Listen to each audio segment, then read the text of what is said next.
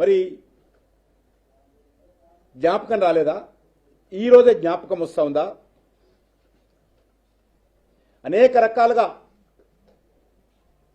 BRS party అధికారంలో ఉన్నప్పుడు కూడా అనేక రకాల అక్రమాలు జరిగాయి. కొన్ని వ్యక్తులకు, కొన్ని సంస్థలకు ఆ రోజు వాళ్ళు లాభం చేకూర్చేటువంటి ప్రయత్నాలు చేసిన విషయము మరి మన ముందున్న విషయం వాస్తవం కాదా? తాడిచర్ల కోల్ బ్లాక్ కేంద్ర ప్రభుత్వము జెన్కోకు కేటాయించింది. దాన్ని సింగరేణి మైనింగ్ చేయాలని ముందుకొస్తే ఆ రోజు టీఆర్ఎస్ ప్రభుత్వము బలవంతంగా బెదిరించి మేము ఈ కోల్ బ్లాక్ మైనింగ్ మేము చేయలేము అని ఒక అసమర్థత ఉత్తరం రాయించుకొని ప్రైవేట్ సంస్థ కట్టబెట్టిన విషయం మనకందరికీ తెలుసు. సింగరేణి ఉన్నప్పటికీ, సింగరేణిలో బొగ్గు గనుల కొరత ఉందని తెలిసినప్పటికీ ఏ ప్రాతిపాదికన వారు మరి ప్రైవేటు వ్యక్తుల్లో కట్టబెట్టారో మనం చూస్తూ ఉన్నాం. మైనింగ్ డెవలప్మెంట్ మేము చేయలేమని సింగరేణితో బలవంతంగా బెదిరించి ఉత్తరం రాసి ఆ రోజు కూడా ఇదే కాంగ్రెస్ చేసినట్లే అనేక రకాల అక్రమాలకు బీఆర్ఎస్ పార్టీ మరి ప్రయత్నం చేసిందనే విషయాన్ని ఈ సందర్భంగా మనం ఇస్తున్నాం. అది కూడా 25 సంవత్సరాల కాంట్రాక్టర్. అంతేకాకుండా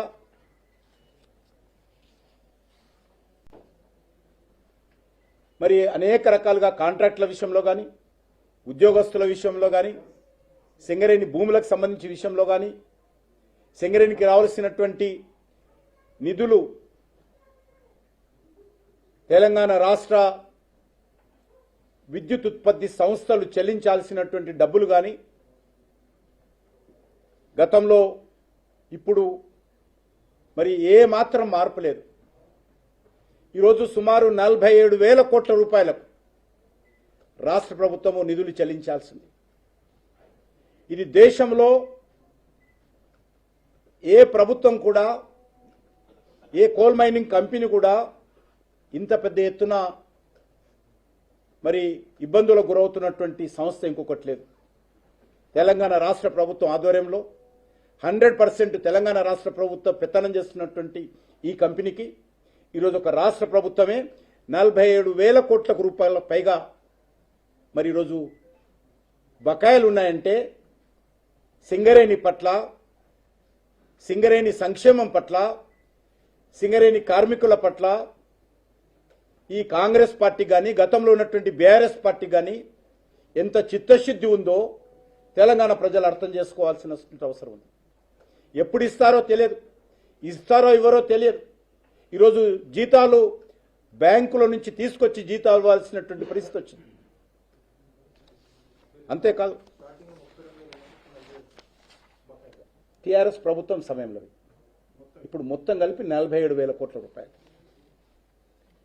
ఈరోజు సింగరేణికి సంబంధించి గ్రేడ్ 11 కోల్ చూస్తే ప్రతి టన్నుకు 4,088 రూపాయలు మరి ఈరోజు సింగరేణి రేట్ ఫిక్స్ చేసి కోల్ అమ్ముతా ఉంది. అదే కోల్ ఇండియాలో కూడా గ్రేడ్ 11 కోల్ చూస్తే 1,605 రూపాయలు. ఎంత డిఫరెన్స్ ఉందో అర్థం చేసుకోవచ్చు. సేమ్ గ్రేడు, సేమ్ క్వాంటిటీ, టన్నుకు సింగరేణి 4,800 పెడితే కోల్ ఇండియా 1,605 రూపాయలు. కారణము రాష్ట్ర ప్రభుత్వాలు సింగరేణి మీద పడి దోచుకుంటున్నాయి కాబట్టి సింగరేణికి సంబంధించినటువంటి జీతాలు ఇవ్వాలన్నా, సింగరేణి నడపాలన్నా ఈరోజు సింగరేణి కంపెనీకి వేరే ప్రత్యామ్నాయం లేదు ధరలు పెంచడం తప్ప. సింగరేణి కోల్ మీద ధరలు పెంచుకుంటూ, ఎందుకంటే సింగరేణి కోల్ కొంటున్నటువంటి జెన్కో కూడా ఈరోజు ప్రభుత్వ కంపెనీ కాబట్టి మరి తప్పనిసరి పరిస్థితుల్లో ఈరోజు సింగరేణి ధరలు పెంచుకుంటూ పోతా ఉంది. ఎందుకంటే కనీసం మెయింటెనెన్స్ పరిస్థితి కూడా లేనటువంటి తప్పనిసరి పరిస్థితుల్లో ఈరోజు ఆ రకంగా ధరలు పెంచుతా ఉంది. బొగ్గు క్వాలిటీ విషయంలో కూడా సింగరేణి బొగ్గు క్వాలిటీ కూడా పడిపోయింది. సింగరేణి బొగ్గు క్వాలిటీ 48% ఉంటే కోల్ ఇండియాకు సంబంధించినటువంటి బొగ్గు క్వాలిటీ 86% ఉంది. దీనిపైన కూడా దృష్టి పెట్టేటువంటి పరిస్థితి లేదు. ఎందుకంటే సింగరేణి అస్తిత్వానికే ప్రమాదం ఏర్పడింది కాబట్టి ఏదో రకంగా క్వాలిటీ విషయంలో, రేటు విషయంలో, ప్రొడక్షన్ విషయంలో అనేక రకాలుగా తప్పటడుగులు వేయాల్సినటువంటి పరిస్థితి వచ్చింది. ఈరోజు పరిస్థితి ఏంటంటే ఎన్టీపీసీ మాకు సింగరేణి బొద్దని మాకు ఉత్తరం రాస్తుంది. ఆంధ్రప్రదేశ్ ప్రభుత్వము మాకు సింగరేణి వద్దని ఉత్తరం రాస్తుంది. కర్ణాటక రాష్ట్రం కూడా కొంచెం కుబ్బుకుంటుంది. వాళ్ళు కూడా మాకు సింగరేణి వద్దు, వేరే కోల్ కంపెనీకి సంబంధించినటువంటి కోలు సరఫరా చేయండి అని. కారణము చాలా అద్భుతమైనటువంటి కోలు సింగరేణిలో ఉండేది. ఈరోజు అనేక రకాలుగా సింగరేణి కలుషితం చేశారు కాబట్టి ఈరోజు సింగరేణి సంస్థ యొక్క భవిష్యత్తే ఈరోజు అంధకారంగా మారేటువంటి పరిస్థితి ఏర్పడింది. అందుకే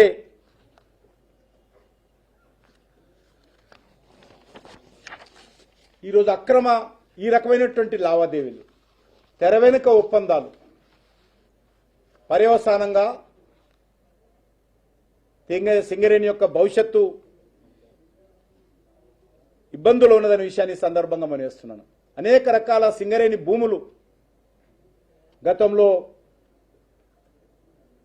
బీఆర్ఎస్ పార్టీ కానీ ఇప్పుడు ఉన్నటువంటి కాంగ్రెస్ పార్టీ కానీ అనేక జిల్లాలలో, అనేక మండల కేంద్రాల్లో, అనేక బొగ్గుగనుల ప్రాంతాల్లో ఆక్రమణలకు గురవుతా ఉన్నాయి. తమ నచ్చిన వారికి, తన నచ్చినటువంటి శాసనసభ్యులకు, పాలక పార్టీ నాయకులకు సింగరేణి భూములు ఆక్రమించుకోవడానికి అవకాశం ఇస్తున్నారు అన్న విషయాన్ని కూడా ఈ సందర్భంగా మనవిస్తున్నాను. అనేక ప్రాంతాల్లో ఈ యొక్క భూములకు సంబంధించినటువంటి అక్రమ నిర్మాణాలు సింగరేణి భూములలో వెలిసిన విషయాన్ని ఈ సందర్భంగా మనవిస్తున్నాను. అనేక పత్రికల్లో, ప్రచార ప్రసార సాధనాల్లో గత అనేక రోజులుగా జిల్లా ఎడిషన్లో విపరీతమైనటువంటి కథనాలు వస్తాయి వీటి మీద. కానీ సింగరేణి యాజమాన్యం కానీ, లేకపోతే సింగరేణికి సంబంధించినటువంటి కేంద్ర ప్రభుత్వ ప్రతినిధులుగా ఉన్నటువంటి కేంద్ర ప్రభుత్వం నుంచి ఇద్దరు, డబ్ల్యూసీఎల్ నుంచి ఒకరు ఎప్పుడైనా ప్రశ్నిస్తే కూడా మేము డిసెంట్ నోట్ పెట్టడమే తప్ప ఏ ఒక్క కేంద్ర ప్రభుత్వ డైరెక్టర్లు ఎవరెత్తినటువంటి అంశాలు ఏ రోజు కూడా బోర్డులో చర్చించారు, బోర్డులో చర్యలు తీసుకోరు. చివరకు కేంద్ర ప్రభుత్వ పరిస్థితి ఏంటంటే డిసెంట్ నోట్ పెట్టాల్సినటువంటి పరిస్థితి.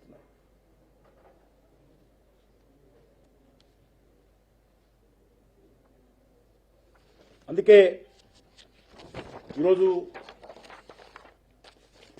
సిబిఐ దర్యాప్తు చేయడానికి రాష్ట్ర ప్రభుత్వం ముందుకు వస్తే, రాష్ట్ర ప్రభుత్వం ప్రతిపాదిస్తే తప్పకుండా ఈ విషయంలో కేంద్రం పరిశీలిస్తుందన్న విషయాన్ని ఈ సందర్భంగా మనవిస్తున్నాం. ఒక్క నైని కోల్ బ్లాక్ కాదు, యావత్తు సింగరేణిలో జరుగుతున్నటువంటి అక్రమాల మీద చర్చ జరగాల్సిన అవసరం. సింగరేణి భవిష్యత్తును రక్షించుకున్నటువంటి దృక్పథంలో, సింగరేణి కార్మికుల యొక్క భవిష్యత్తును రక్షించే విషయంలో పూర్తి స్థాయిలో దర్యాప్తు జరగాల్సినటువంటి అవసరం ఉందని చెప్పి నేను కేంద్ర మంత్రిగా భావిస్తా ఉన్నాను. దీన్ని పూర్తిగా మరి ఈరోజు ప్రక్షాళన చేయాల్సినటువంటి అవసరం ఉంది. సింగరేణిని రక్షించుకోవాల్సినటువంటి అవసరం ఉంది. వేలాది సింగరేణి కుటుంబాలు, ఆ సింగరేణి ప్రాంతంలో సింగరేణి మీద ఆధారపడినటువంటి ఆ ప్రాంత ప్రజల భవిష్యత్తుకు సంబంధించినటువంటి అంశమైన విషయాన్ని కూడా ఈ సందర్భంగా నేను మనవి చేస్తా ఉన్నాను. ఈరోజు పరిస్థితి ఏ రకంగా ఉంది? మంత్రుల మధ్య జరిగినటువంటి దోపిడీ వాటాల సందర్భంగానే ఈరోజు మరొకసారి ఈ అంశం తెరపైకి వచ్చిందనే విషయాన్ని ఈ సందర్భంగా మనవిస్తున్నాను. అదే కాకుండా నేను రాష్ట్ర ప్రభుత్వాన్ని కూడా కోరుతా ఉన్నాను, సింగరేణికి రావాల్సినటువంటి 47,000 కోట్ల రూపాయలు ఎప్పుడు ఇస్తారు? దఫల వారీగా ఇస్తారా? సింగరేణి కార్మికుల యొక్క కష్టార్జితాన్ని ఈ రకంగానే దోపిడీ చేస్తారా? చెప్పాల్సినటువంటి అవసరం ఉందన్న విషయాన్ని ఈ సందర్భంగా మనవిస్తున్నాం. అందుకే ఈరోజు నేను ఇచ్చినటువంటి ఆదేశాలతో అత్యవసర బోర్డు మీటింగ్ కూడా మేము మైనారిటీ ఉన్నప్పటికీ కూడా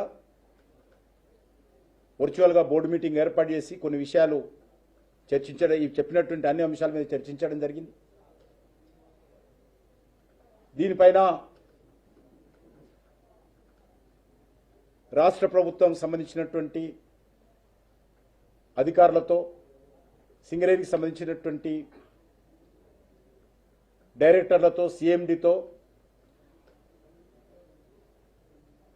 కేంద్ర ప్రభుత్వానికి సంబంధించినటువంటి కోల్ మినిస్ట్రీకి సంబంధించిన అధికారులు ఈరోజు చర్చ జరిపారు. బోర్డు మీటింగ్ కూడా, అత్యవసర బోర్డు మీటింగ్ కూడా జరిపాము. ఇది ఒక పార్టీలకు సంబంధించిన విషయం కాదు, రాష్ట్ర కేంద్ర ప్రభుత్వాలకు సంబంధించిన విషయం మాత్రమే కాదు, సుమారు 8 జిల్లాలకు సంబంధించినటువంటి సింగరేణి ప్రాంత ప్రజల భవిష్యత్తుకు సంబంధించినటువంటి అంశం. దీనిపైన రాజకీయాలకు పోకుండా సంస్థను కాపాడుకోవాలనేటువంటి లక్ష్యంతో పోవాలి. సంస్థను పూర్తిగా ప్రక్షాళన చేయాలి. సంస్థకు సంబంధించినటువంటి ఏదైతే అక్రమాలు జరుగుతున్నాయో దాన్ని పూర్తిగా అరికట్టాల్సినటువంటి అవసరం ఉందని చెప్పి నేను ఈ సందర్భంగా భావిస్తా ఉన్నాను. దీనిపైన మా యొక్క కోల్ సెక్రటరీ కూడా, చీఫ్ సెక్రటరీ గారికి, ఆయన విదేశాల్లో ఉన్నారు కోల్ సెక్రటరీ, ఆయన వచ్చిన తర్వాత ఒక సమగ్రమైనటువంటి ఉత్తరం కూడా చీఫ్ సెక్రటరీ గారికి రాస్తాము. మరి దీనిపైన కేంద్ర ప్రభుత్వము, కేంద్ర మంత్రిగా సింగరేణికి అన్ని రకాల సహాయ సహకారాలు అందించడానికి సిద్ధంగా ఉన్నాం. కానీ ఈ రకంగా అవినీతి అక్రమాలతో మరి సింగరేణి భవిష్యత్తును రోడ్డున పడేయొద్దనే విషయాన్ని ఈ సందర్భంగా మనవి చేస్తా ఉన్నాం.